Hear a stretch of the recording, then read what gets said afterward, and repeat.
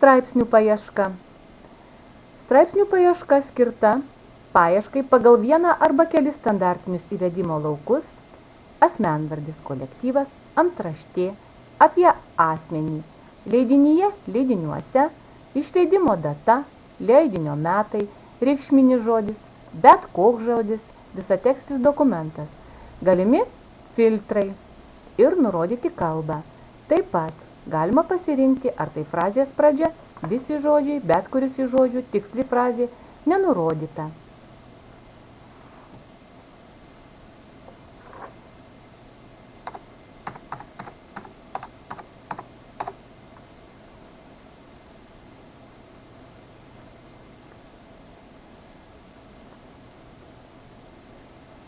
Ieškoti.